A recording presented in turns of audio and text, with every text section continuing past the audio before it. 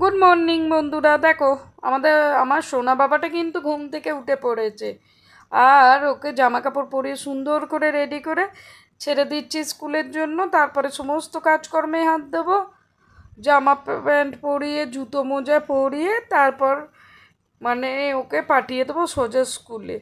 সকালের দিকটা ওর বাবাই দিয়ে আসে, আমি রান্না বান্না করবো, বাসন মাজবো না দিয়ে আসবো বলো না? সকালে তো কম কাজকর্ম থাকে না। আর এই দেখো, সাইকেলে করে দিয়ে আসলে সুবিধেই হয়, বাচ্চা মানুষ তো সকালে ঘুম থেকে ওঠে, আরও অনেকটা রাস্তা। ওই জন্য সকাল টাইমটা কেউ যদি দিয়ে আসে সুবিধে, যখন ডে স্কুল হবে তখন আমি দিয়ে এলাম আলাদা, বলো না বন্ধুরা? চলো তাহলে ওদের টাটা বাই বাই করে স্কুলের জন্য পাঠাই, তারপর হড়বড় করে কাজকর্ম করতে হবে, কারণ আজকে স্কুলের মিটিং আছে। ওই জন্য আজকে আর দেরি করলে চলবে না, আজকে একটু তাড়াহুড়ো করেই কাজকর্ম সারতে হবে, বুঝলে বন্ধুরা? আর এই যে ওরা স্কুলের জন্য রওনা হচ্ছে, আর আমি দাঁড়িয়ে দাঁড়িয়ে দেখছি ছেলেটা কতক্ষণে স্কুলের জন্য যায়। চলো তাহলে ওরা বেরোক, আর তোমরা আমার সঙ্গে থাকবে।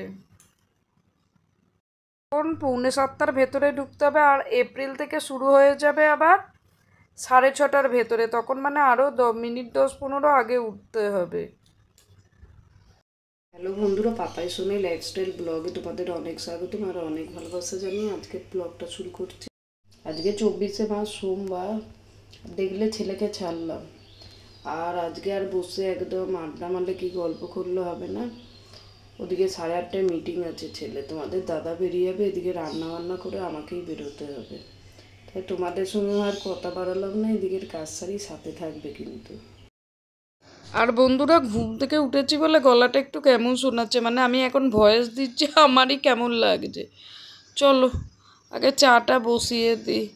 গ্যাসটার অল্প আটা পড়েছিল, হালকা কোনো রকমের ঝেড়ে ঝুড়ে নিলাম, পুরো ডিপ ক্লিন করা হয়নি, কারণ আজকে একদম সময় নষ্ট করলে হবে না। এদিকে আমি চা বসিয়ে দিলাম, আর ওদিকে কালকে বেশিরভাগ বাসন মেজে রেখেছিলাম, যেহেতু আজকে একটু তাড়া আছে, যে কটা 2-4টে বাসন পড়েছিল সে কটা মেজে নিলাম।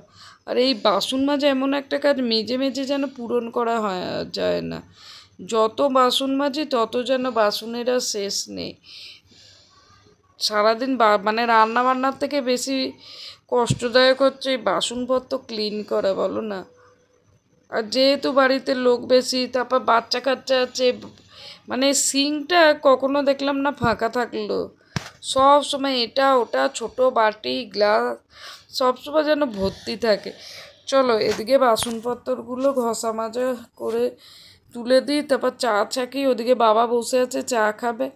আজকে আজকে 8টার দিকে চা খেলেও হতো কোনো রকম, ওই রান্নাবান্নাটা করে, কিন্তু নিজেকে নিয়ে তো চিন্তা করলে হবে না, বাড়িতে আরও লোক আছে। ওদিকে আমি দেখো ভাতটা বসিয়ে দিচ্ছি, আর চা বিস্কুট বাবাকে দিয়ে চলে এসেছি, আর আমার চা বিস্কুটটা রেখে দিয়েছি রান্নাঘরের সাইডে। আজকে একদিকে রান্না করবো, আর দাঁড়িয়ে দাঁড়িয়ে চা বিস্কুটটা খেতে হবে। ওই আজকে শান্তি করে গল্প করতে করতে জিরোতে জিরোতে খেলে হবে না, আজকে প্রচুর তাড়া আছে জানো তো।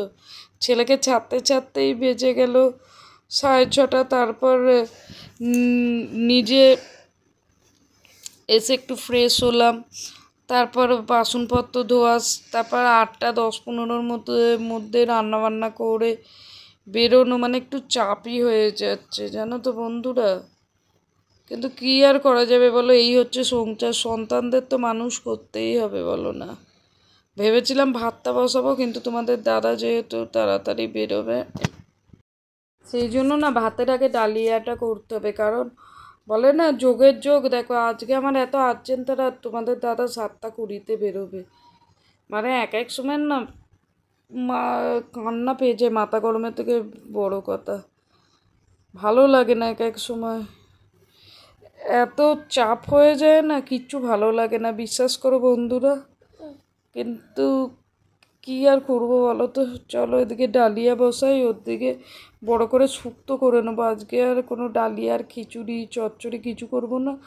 ওই তোমাদের দাদাকে ডালিয়া দিয়ে মানে ডালিয়া দিয়ে শুক্তো দিয়ে দেবো। আমরা শুক্তো ভাত সকালে খেয়ে নেব, আর একটু আলু চচ্চড়ি করতে হবে। কিন্তু এত সব রান্নাবান্না নিজে খেতে করতে হবে বলো না। তাও কালকে কুটে রেখেছিলাম বলে সুবিধে হবে রান্নাটা করতে, নাহলে যদি ওই কুটে রান্না করা হতো তাহলে আজকে এক কথায় যাকে বলে আর খাওয়া মানে রান্না করে বেরোতে হতো না। এসে কষ্ট হয় জানো তো, ছেলেকে নিয়ে ফিরতে ফিরতেই বেজে যায় 10:30। তারপরে এসে কখন ঝাড়া পোছা করবো, কখন রান্নাবান্না করব, আরও তো বাড়তি কাজকর্ম থাকে। শুধু যে রান্নাবান্না করলাম হয়ে গেল তা তো না, রান্নাবান্না ছাড়া অনেক কাজ থাকে বাড়িতে। আর একটা সংসারে টুকটুক করে কাজকর্ম কম নয় বলো না, বাড়িতে দুটো বাচ্চা থাকে, দুটো বয়স্ক লোক থাকে, কাজ করে করে যেন কাজ শেষ করে উঠতে পারি না, বুঝলে তো বন্ধুরা। আর এদিকে শুক্তো বসাবো বলে বড়িটা একদম লাল লাল করে ভেজে তুলে নিচ্ছি। তারপর বড়িটা যেই ভালো করে ভাজা হয়ে যাবে তারপর করলা দেবো। তারপর বাকি সমস্ত সবজিগুলো ডিপ ভাজবো না, মানে হচ্ছে এক একটা ছেঁকে ভেজে তুলবো না, কিন্তু হালকা ভেজে তারপর জলটা ঢেলে দেবো। এইভাবেই শুক্তো রান্না করে, অনেকে আছে প্রত্যেক সবজিগুলো একদম ভালো করে ভেজে তোলে, কিন্তু সবসময় তো মানে এক একটা করে সবজি আমি ভাজি না একদম, এক এক সময় ইচ্ছে করলে করি, মানে সবসময় তো খেয়াল খুশি। আর এই দেখো অবস্থাটা আমার, এখানে দাঁড়িয়ে দাঁড়িয়ে আজকে চা বিস্কুটটা আমাকে খেয়ে নিতে হবে জানো, নাহলে একদম হবে না, নাহলে হয়তো সময়ই হবে না বসে চা বিস্কুট খাওয়াটা। এই হচ্ছে সংসার, বুঝলে, নিজের কথা না চিন্তা করে সবাইকে নিয়ে চিন্তা করতে হবে, স্বামী সন্তান সবাইকে নিয়ে চলতে হবে। আর এই দেখো শুক্তো সবজিগুলো ভেজে মানে পাঁচফোড়ন দিয়ে নাড়াচাড়া করলাম, করে একদম নুন হলুদ দিয়ে বসিয়ে দেবো। তারপর একটু সর্ষে বাটা, দুধ, ঘি, মশলা সমস্ত কিছু দিয়ে নামিয়ে নেবো। প্রত্যেক মুহূর্তে রান্না করছে আর টেনশন, জানো, অত তাড়াহুড়ো করে সম্ভব বলো তো। আর এদিকে সর্ষে বাটা অ্যাড করে দিলাম, আর ওইদিকে দেখতে পাচ্ছ চাটুতে ভাজা মশলাটা করতে দিয়েছি, যে মশলাটা লাগে শুক্তো। আমার বাপের বাড়িতে কোনো রকম মশলা মানে ওই ভাজা মশলাটা দেয়া হতো না, এমনি সর্ষে দেয়া হতো, কিন্তু ভাজা মশলা এখানে আবার ভাজা। আর এখানে কি অ্যাড করছি তোমরা বুঝতে পারছো? একটু গুঁড়ো দুধ অ্যাড করে দিলে, অনেক সময় লিকুইড দুধও দিই, গুঁড়ো দুধ গরম জলে গুলে দিই, কিন্তু আজকে কি বলো তো বন্ধুরা, একদম সময়ের অভাব। আর এই দেখো দেখলে বন্ধুরা শুক্তোটা, আর এদিকে রান্না বান্না মানে এক তরকারি ভাত ভালো করে করে কমপ্লিট করলাম, করে গ্যাস ওভেনটা ভালো করে মুছে নিচ্ছে। আর রান্নার পর রান্নাঘরে গ্যাস ওভেনটা মুছে আর বাসনপত্র দিয়ে ক্লিন করে থাকে, রান্নাঘরটা খুব সুন্দর দেখতে লাগে।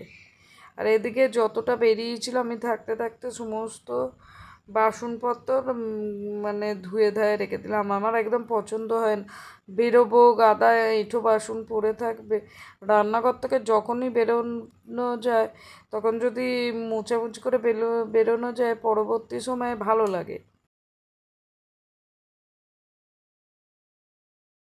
এই যে বন্ধুরা রেডি সেডি হয়ে চলে যাচ্ছি স্কুলে, এখানে রান্নাবান্না সমস্ত রেডি করে দিয়েছি। দেখো এখানে ভাত, এখানে শুক্তো করে রেখে গেলাম, আর এখানে দেখো আলু চচ্চড়ি করে রেখে গেলাম। এই স্কুলে চলে এসেছি মিটিংয়ে, চলো একবারে মিটিং শেষ করে একটু দাঁড়িয়ে ছেলেকে নিয়ে চলে এলাম সোজা বাড়িতে। আর এসে আবার জামা কাপড় চেঞ্জ করে চলে এলাম, বাবাকে এসে মুড়ি টিফিন দিলাম, শ্বশুরমশাইকে ওর কাকা নিজেও খেয়েছে আর দিয়ে গেছিলো। তাহলে চলো এঘরের বিছানাপত্র ঝাড় দিই, মুছে স্নানটা করি, করলে তাহলে এদিকে সকালের কাজ মোটামুটি কমপ্লিট হয়ে যায়। এদিকে মোছামুছিটা করে নিচ্ছি, ঝাঁট দেওয়া হয়ে গেছে। চলো একদম সুন্দর করে মুছে নেবো।